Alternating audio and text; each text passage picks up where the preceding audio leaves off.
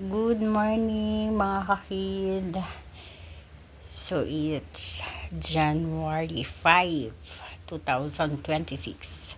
Akala ko maaga pa, tanghali na pala. It's 11 na pala.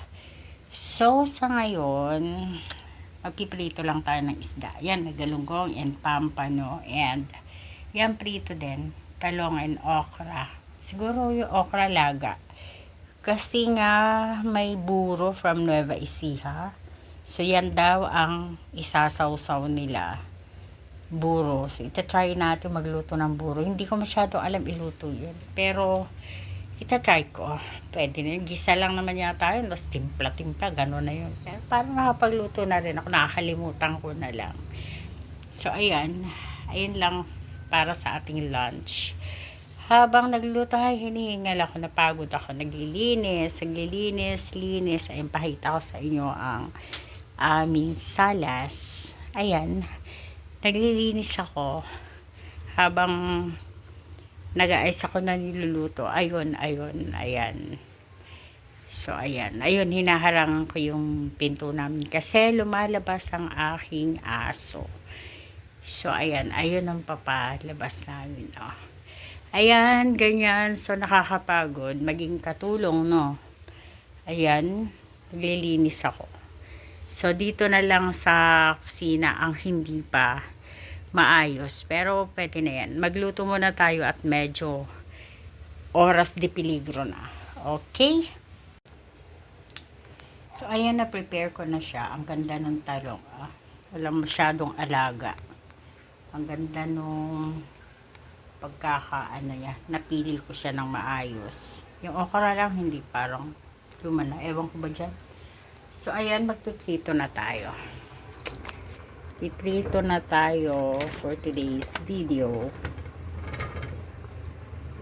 Yan. Ano ba yan? Kumukulo ang ating sinaing. Ayan, nagsasaing ako. Kumukulo na siya. So, painitin ko muna tong kawali. Ay, hindi pala ganyan. Dapat marami kasi talong, no? Dito na ako kumuha sa hirap kumuha din sa lagayan, eh. So, ayan siya. Talong muna ipiprito ko. Bago isda. Ay, ang likot. Ang likot niya.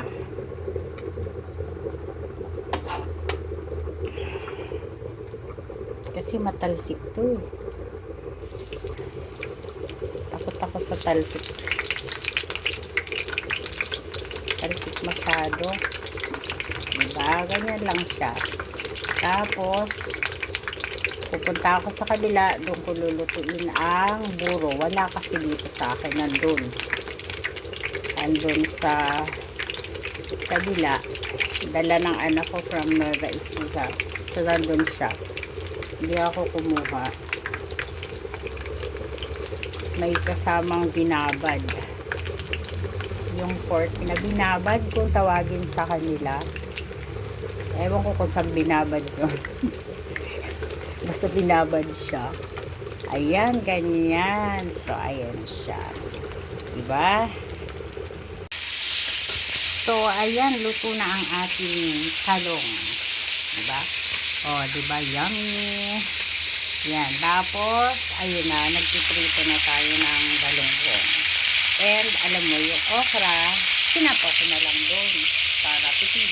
Oh, diba? Ganun din naman yun, maluluto din naman siya. So, ganun na lang yun. Tapos, isusunod natin dito yung pampano. And, oh, diba? Masarap for lunch.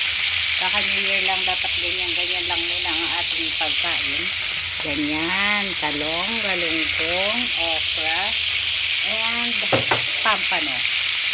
Kailangan lang may sausawan. So, mamaya pa ako gagawa ng sausawan. Pupunta ako sa condo for sausawan ng mga yan. Okay, thank you.